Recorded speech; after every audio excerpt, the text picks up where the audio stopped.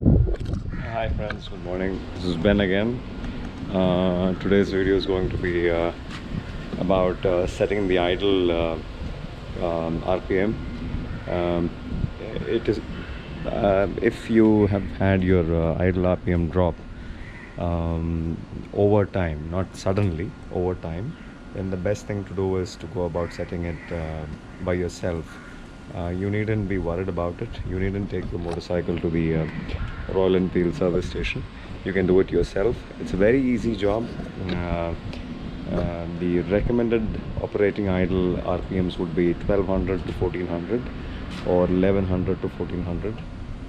If it drops below that very gradually over a long period of time, that would suggest a lot of things. Start with your throttle body getting all gunged up.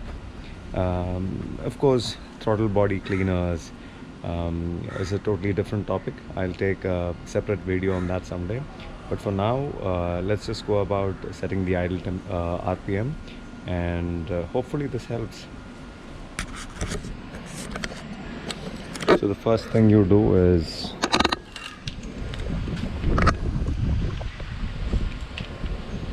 open your seats.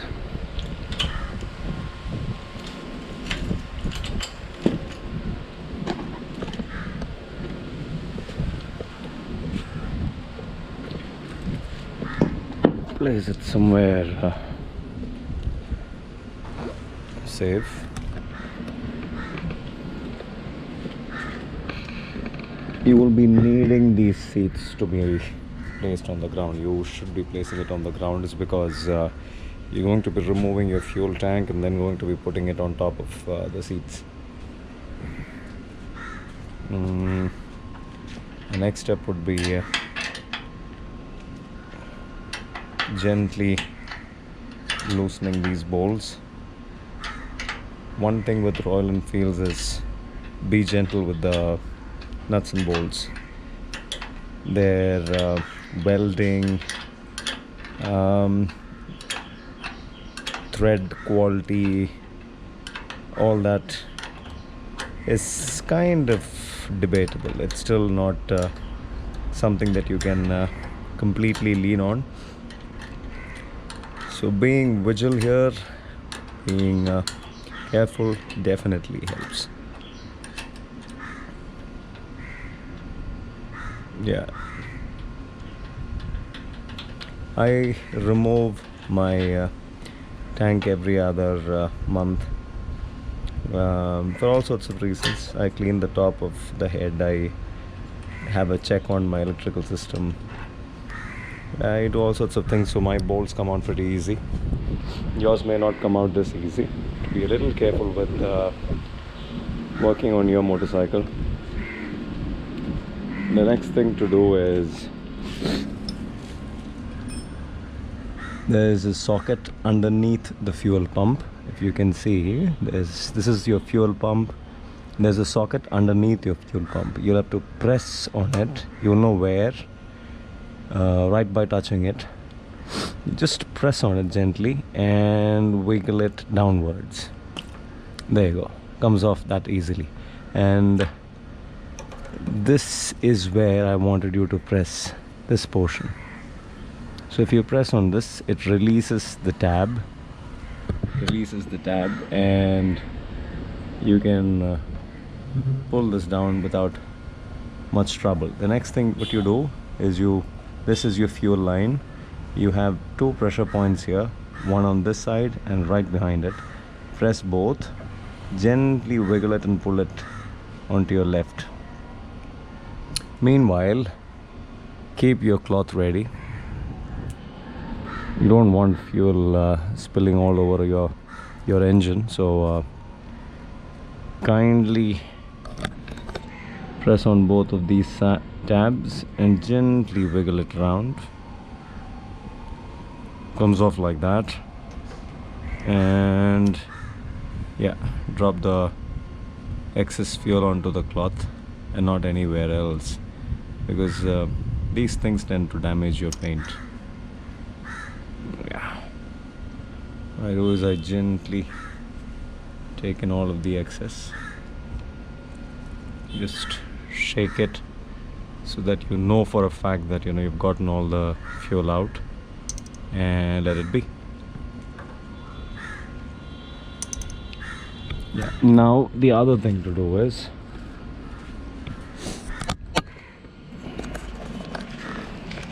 put your arm underneath and look for a socket that's colored in blue.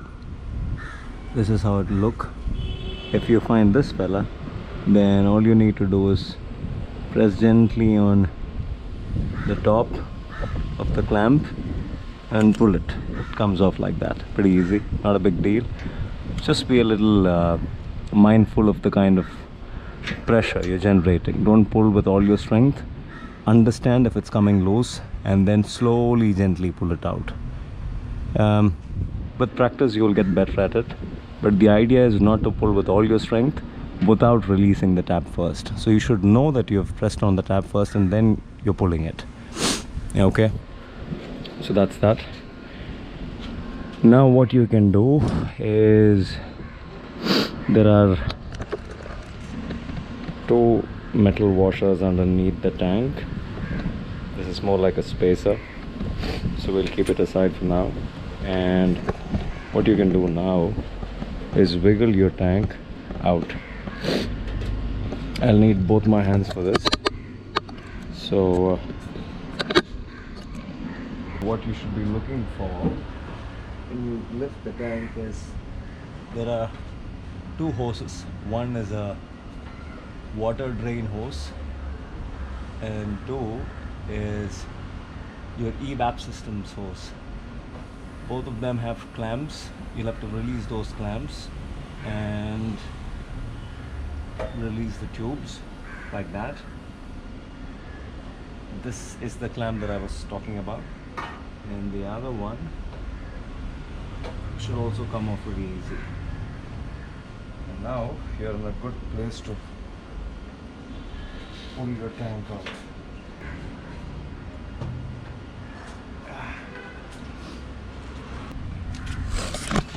Keep the fuel pump resting on your foam or slightly out of your seat. Do not put a lot of excess pressure on this because this is plastic and it can break, so be a little careful with that. Rest it like the way you see I've done it, so that there's no excess pressure on that.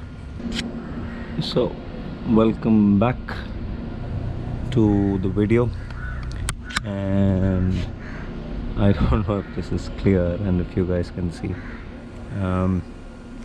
This is the fellow that we are talking about. Fellow's all gunged up. Blow some air. If you can see, there's truckloads of deposits here.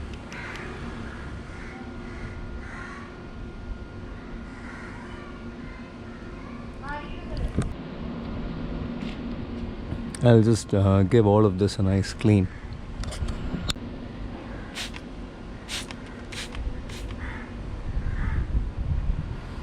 Yeah, be a little too harsh on the nuts and bolts and the wires and the nooks and the crannies, and get myself into all sorts of trouble. Every other day I open something up.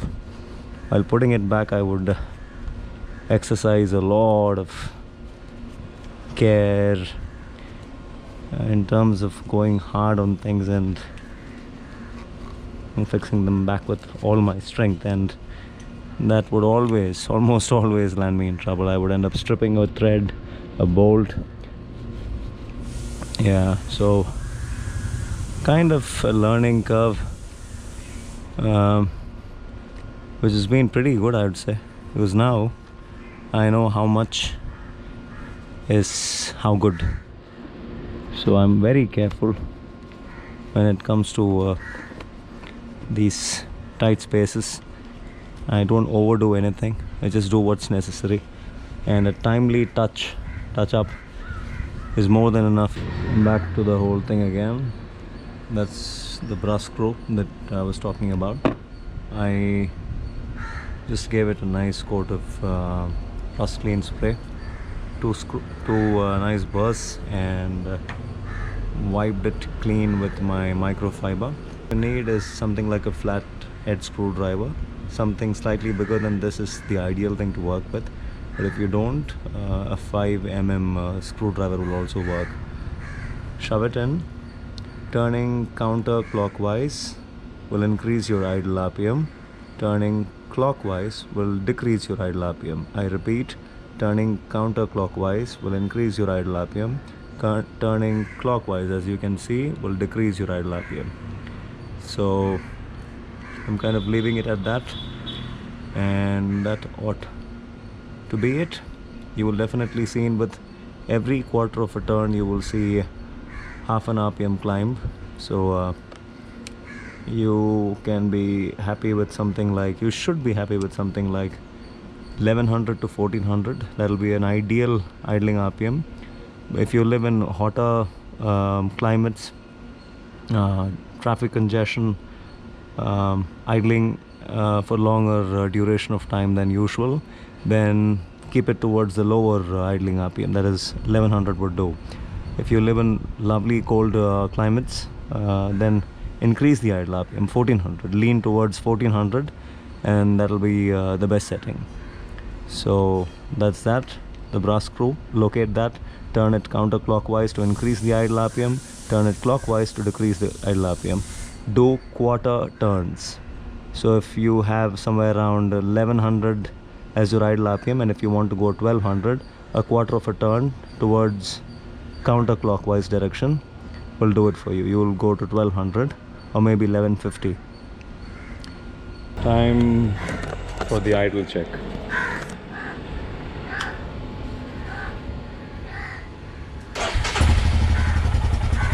There you go.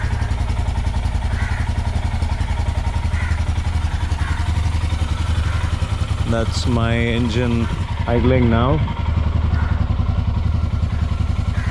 It's definitely idling at a higher RPM. I managed to increase about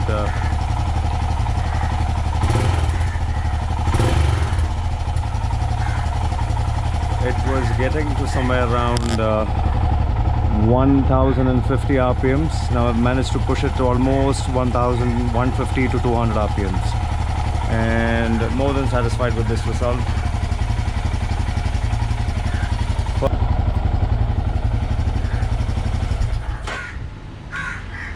Signing off for now. We'll see you guys in another video very soon.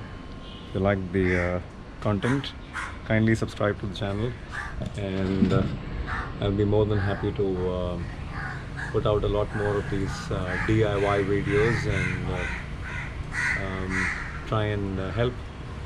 So that would be it. See you soon.